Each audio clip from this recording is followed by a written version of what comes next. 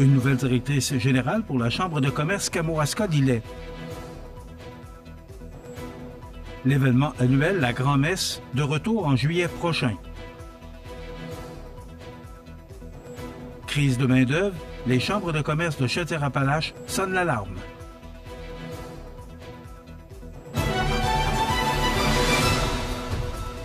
Mercredi 11 juin 2025.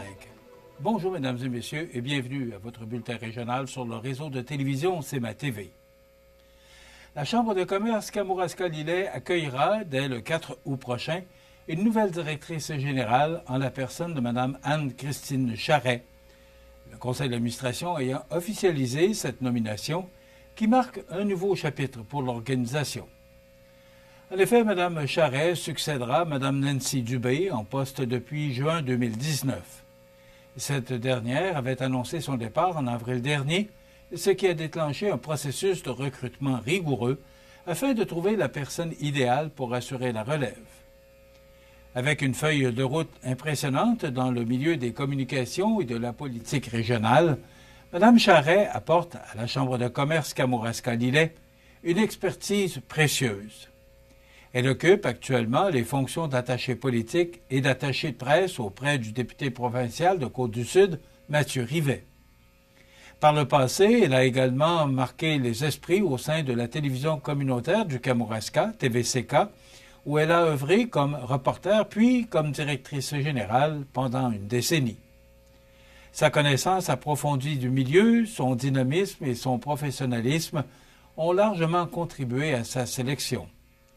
La nouvelle directrice générale ne cache pas son enthousiasme face à ce nouveau défi. C'est avec beaucoup d'enthousiasme que j'accepte ce nouveau rôle à la direction générale de la Chambre de commerce Kamouraska-Lillet. Je suis honoré de pouvoir contribuer au dynamisme économique de notre région et d'appuyer les entrepreneurs d'ici dans leurs ambitions, a-t-elle déclaré. Du côté du conseil d'administration, le président de la Chambre de commerce Kamouraska-Lillet, Frédéric Léonard, se dit confiant quant à l'avenir de l'organisation sous cette nouvelle direction. Son bagage d'expérience et sa personnalité pétillante font d'elle la candidate idéale pour reprendre le flambeau de Nancy Dubé. La passation des pouvoirs se fera graduellement au cours des prochaines semaines. Mme Dubé poursuivra ses fonctions actuelles jusqu'à l'entrée en poste officiel de Mme Charret, assurant ainsi une transition en douceur pour garantir la continuité des activités de la Chambre de commerce Kamouraska-Lillet. Le grand rassemblement annuel La Grand-Messe est de retour pour une troisième année et permettra aux citoyens de la région de vivre un week-end de festivités prévu le 18 juillet prochain en plein centre-ville. En conférence de presse, hier, mardi, on présentait la programmation de ce grand événement. Mario Lacombe était sur place et nous livre les grandes lignes de cette prochaine édition. La Grand-Messe, l'événement festif par excellence du centre-ville de Montmagny, revient pour une troisième année consécutive le vendredi 18 juillet de 11h à 23h à la place Montel. L'ambiance promet d'être électrisante avec les bars débordant de saveurs, des camions de rue alléchants et une scène musicale survoltée. Marie-Ève Lamonde, SDE de Montmagny. Alors cette année, la Grand-Messe va se tenir le vendredi 18 juillet de 11h à 23h, toujours au centre-ville de Montmagny, aux alentours de Place Montel. L'événement va proposer plus de 40 bières de microbrasserie et d'autres produits alcoolisés. Cette année, on va avoir sur place 4 microbrasseurs, un producteur de cocktails apicoles et un producteur de vin. Et ça, c'est pour offrir une plus grande variété aux festivaliers. Il y aura également 6 camions de rue qui seront aussi sur place pour combler les fringales. On parle de tacos, de poutine, d'ailes de poulet, les guedilles de fruits de mer, des plats végétaliens également, sans oublier les gourmandises glacées et plus encore qui vont être proposées. Et également du côté musical, on promet de réchauffer l'ambiance avec des succès rock alternatifs des années 90 et 2000. Soulignons que le volet musical de l'événement bénéficie de l'appui de Promutuelle Assurance Côte-Sud, présentateur officiel de la Grand-Messe. À nouveau, Marie-Ève Lamonde. On n'oublie pas le volet musical qui est sur la scène Promutuelle Assurance Côte-Sud cette année à compter de 20 heures. Vous allez pouvoir entendre le groupe Big Muff au menu des hits rock alternatifs des années 90 et 2000, les White Stripes, Green Day, The Killers, entre autres. Et pour les connaisseurs, Big Muff, il est composé, ce groupe-là, de proches collaborateurs de Bob Bissonnette qui ont décidé de continuer à faire de la musique ensemble suite au décès du populaire chanteur. D'autres activités et jeux s'ajouteront à cette journée festive qui se tiendra, rappelons-le, beau temps, mauvais temps. À nouveau, Marie-Ève Lamonde. Alors, la grand-messe, vous le savez, c'est aussi la braderie des commerçants du centre-ville. Dès le jeudi 17 juillet jusqu'au samedi inclusivement, il va être possible de chasser les aubaines sur la rue Saint-Jean-Baptiste et sur l'avenue de la Gare. Le samedi, des artisans et des producteurs vont se joindre à l'offre commerciale et il y a des activités spéciales qui vont être aussi proposées tout au long de ces 3 journées. Les annonces vont être faites dans les prochaines semaines.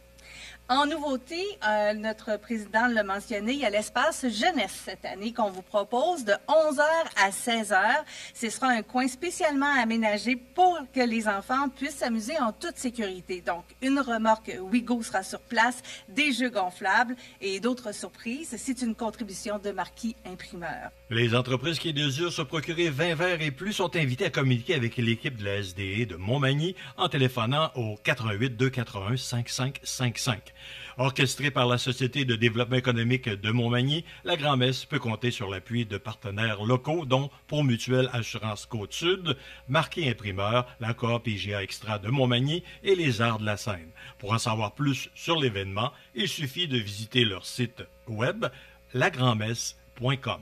Mario Lacombe à Montmagny pour CMA TV. Information. Crise de main-d'œuvre, les chambres de commerce de Chaudière-Appalaches sonnent l'alarme. Tous les détails après la pause. C'est à travers le respect et le besoin de faire plus pour les familles en deuil et l'expérience qui s'est transmise de père en fils que la Maison funéraire Laurent Normand a su au fil du temps se bâtir une réputation de confiance. La Maison funéraire Laurent Normand à Montmagny. Laissez-nous vous accompagner.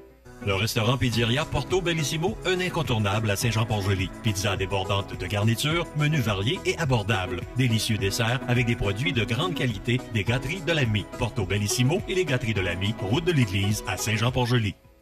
Participez au concours Gâtez Papa pour la fête des pères. À gagner, un panier cadeau, gracieuseté de Pando Eco de Saint-Jean-Port-Joli, une carte cadeau du restaurant Porto Bellissimo de Saint-Jean-Port-Joli et une carte cadeau du magasin L'Évêque de Montmagny. Pour participer, répondez au questionnaire accessible au cmatv.ca. Tirage le 12 juin 2025 durant l'émission Bonjour Côte-du-Sud. Inscrivez-vous au plus tard le 11 juin à midi.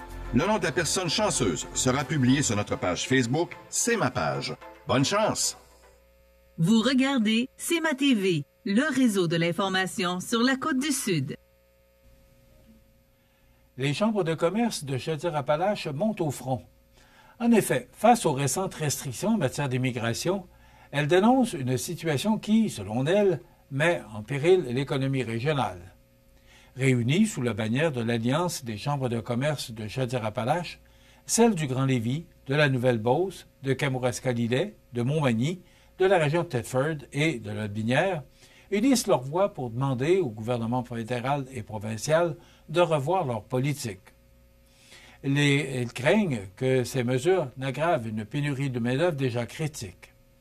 Dans une région où le taux de chômage est l'un des plus bas au pays, avec seulement 3,2 % en avril dernier, contre 7,9 % à Montréal, le recrutement de talents est un enjeu de taille pour les entreprises locales. En Chaudière-Appalaches, la pénurie de main-d'œuvre est un enjeu quotidien.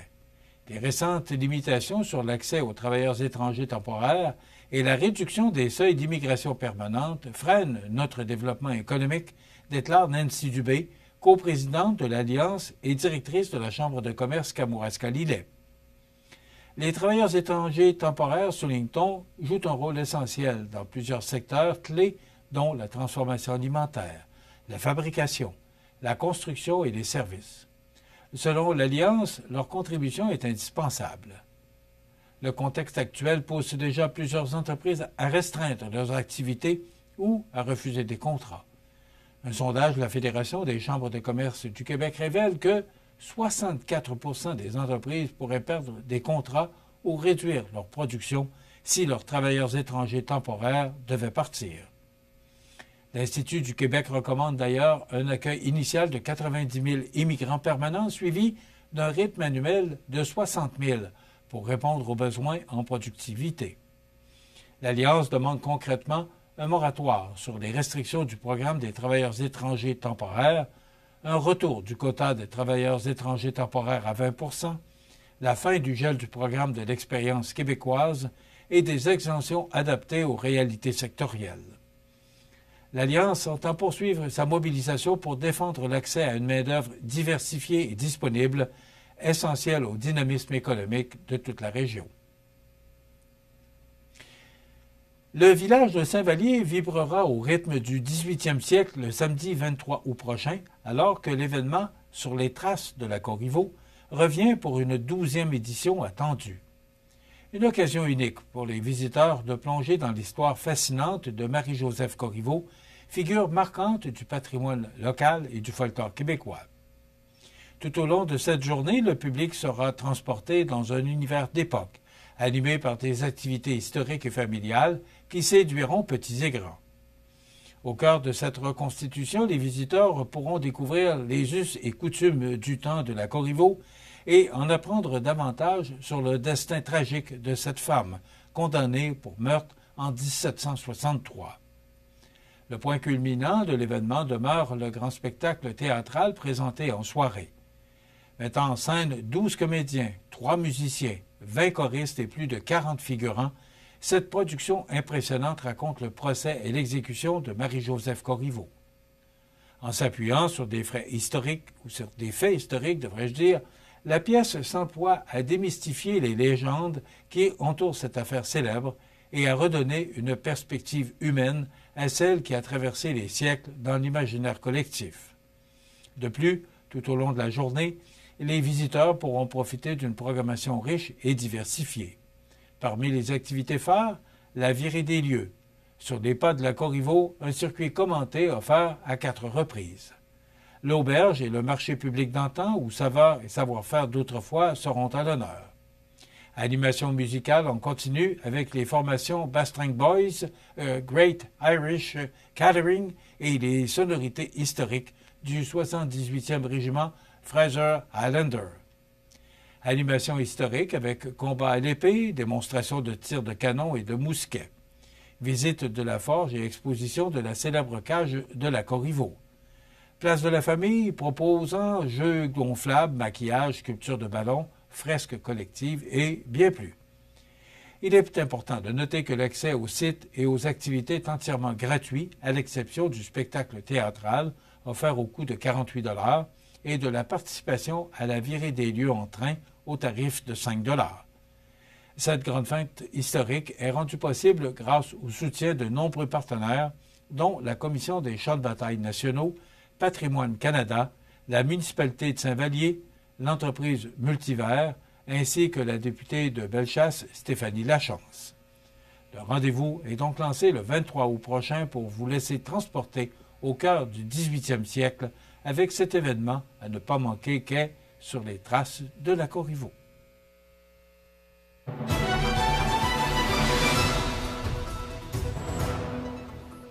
Au sport, sur la page Facebook de l'équipe manimontoise au baseball senior, le Pro le mieux Pro Mutuel, on nous informe qu'il y aura un changement d'horaire pour le prochain match local.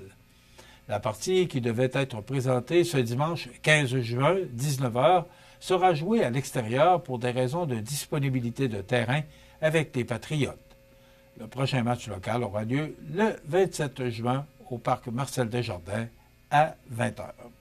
Voilà ce qui complète votre bulletin d'actualité de ce mercredi 11 juin. Dans un moment, les prévisions de la météo et le menu de notre émission pour aujourd'hui, mercredi 11 juin. Chronique culturelle avec Cynthia Lamontagne. On aura les trouvailles d'Audrey qui se rendra à la bijouterie Carl Poulain et les infos de Bellechasse avec le journaliste du journal La Voix du Sud, Éric Gourde. Bien sûr, en fin d'émission, on parlera d'actualité. Mais voilà, c'est le menu de notre émission pour cette période estivale. Je vous souhaite donc une excellente émission à notre antenne.